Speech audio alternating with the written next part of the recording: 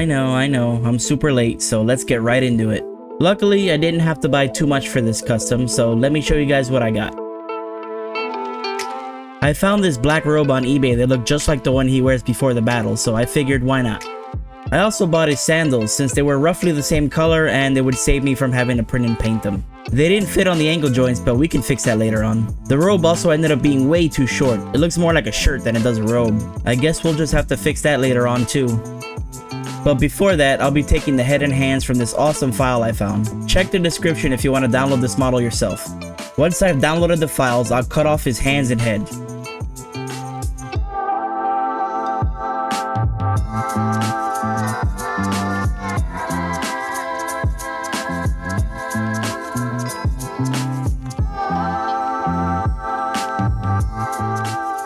I'll also carve out some space in his head so that later on I'll have to use less clay. With that done and all the parts printed, here's what we got. We'll still need to do some prep work to get the parts to fit the joints, and for that we'll need to do some carving with the Dremel.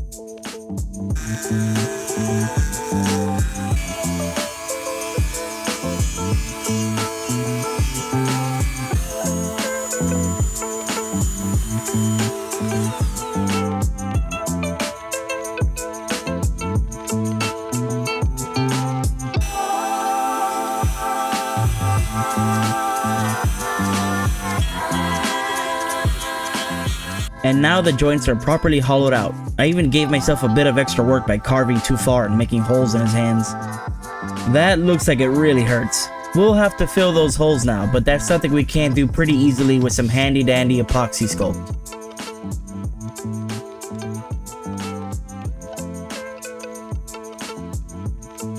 With that fixed, let's move on to the head. For that, first we'll fill the head with as much epoxy sculpt as needed. Then, I'll cover the neck ball joint with cling wrap held down with a rubber band. This will prevent the clay from sticking to the neck joint, which means it'll be removable when I'm done. Now all I gotta do is push the head down onto the neck joint and give it some time to dry. And with that, we're done with the prep phase and we can move on to the close.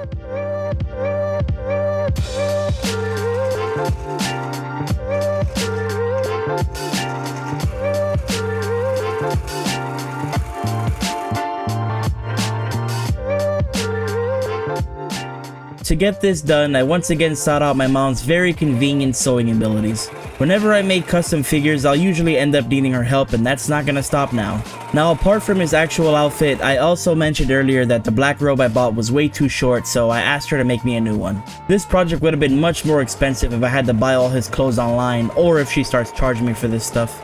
But for now, I guess I can just keep taking advantage of an elderly woman by locking her in my sweatshop basement and forcing her to make clothing for all my customs. But hey, it looks good, right? She's usually pretty on point with it, especially his pants, which look like they came right out of the manga pages. We're considering doing a batch of Sukuna clothing kits, so if any of you guys are looking to make your own Sukuna and would like to have a set, please sound off in the comments so we can gauge interest in it. If there's enough people who want a set, we could do a small batch and throw it up on my Etsy store. And maybe I'll use some of that money to buy an air conditioner for the sweatshop. Maybe. Now that the clothes are done, we can move on to the final stretch, painting. Now first I did a little test run with some black tape just to get an idea for how it should look, and I'm glad I did since I ran into an issue up at the shoulder joint. The way this body's made, it leaves a gap where the circular tattoo should go. Now I could try painting in between the joints, but as soon as I move it, the paint will rub off anyways. So instead, the plan was to just ignore that section entirely. It'll break up the tattoo a bit, but that's a sacrifice we'll have to make. Now let's cut to the stencil already being laid down for his arm tattoos. It took me about an hour to do this and nobody wants to watch that, so let's just get straight to the painting. The tape helps me keep a straight line and prevents me from accidentally putting paint where it shouldn't go. Since his tattoos are mostly straight lines, this was the most effective strategy.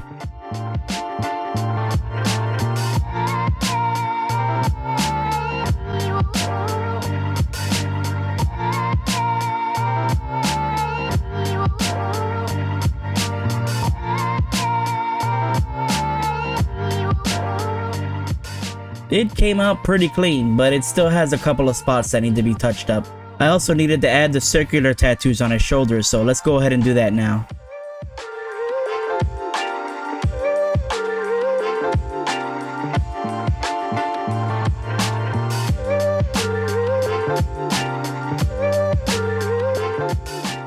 They still need a little bit of cleanup, but I think they came out pretty damn good.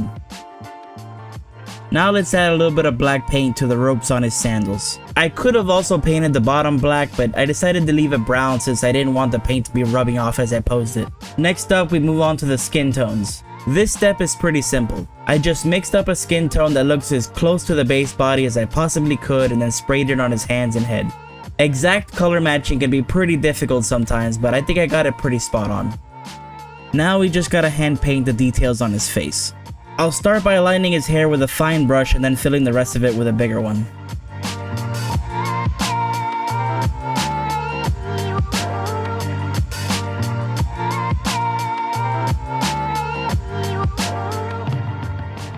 Now the rest of his facial details are pretty small, which means if I do them on camera, I'm at a much higher risk for messing it up. So from here it'll just be a few cuts of the steps that I took while painting his face. The details around his eyes are especially hard to do on camera, which is why I barely ever do.